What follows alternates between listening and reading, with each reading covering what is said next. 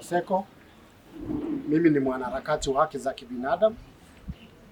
Leo tumekuja hapa kwa udhamini mkubwa wa shirika la USAID tukiungana na SUPKEM, National Council of Churches of Kenya NCCK, and the NCCB and the KCCB, the Kenya Catholic the Kenya Conference of Catholic Bishops, kuongelelea maneno ya insecurity ambayo tumeona inaendelea kwa kaunti yetu.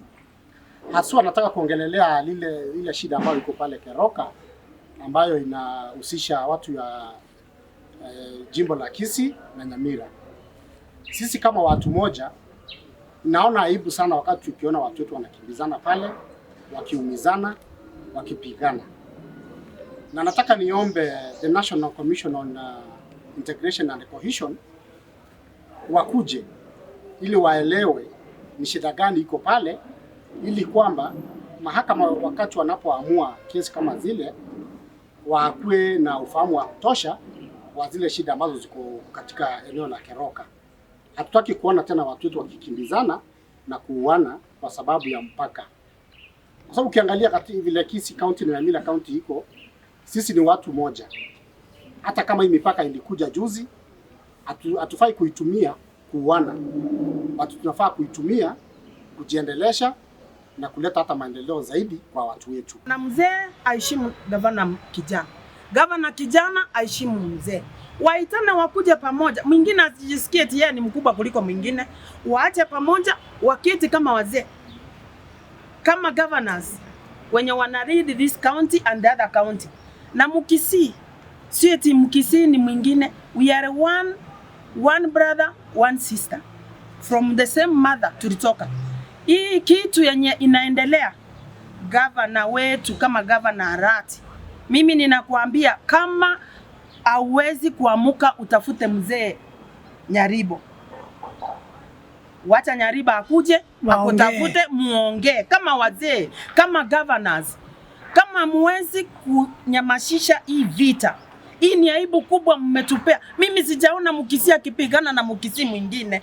Mkisii inje sedo gere magenjari otosinya ine kujina amansai bone keraba Kisii tueka tota gete goita na tubeta na matimo ingi to kworo kya our young people.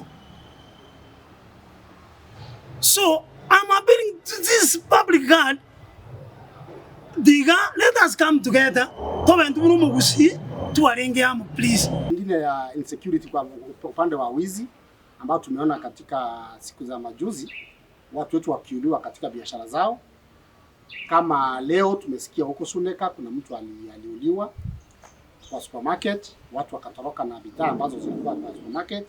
Na hili linafanyika karibu sana na police patrol station yenye iko pale a few meters from where this incident occurred.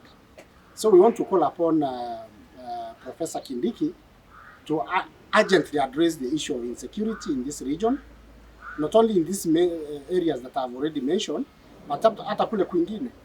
Azipiti siku mbili tatu bado utasikia kuna wizi mahali fulani, kuna uhalifu mahali fulani. Na pia ni vizuri tuangalilie wale ambao wanachochea wananchi wetu to violence.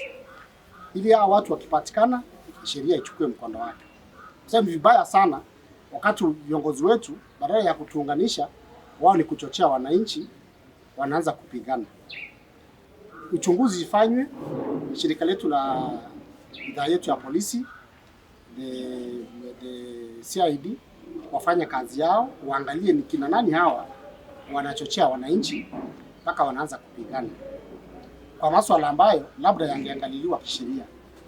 Hivyo ni sisi ni kuomba kama mashirika ambayo tumekutana hapa, serikali kwa mkono wake mrefu wa sheria ichukue hatua kali kwa wale watu ambao wanachochea wananchi to violence.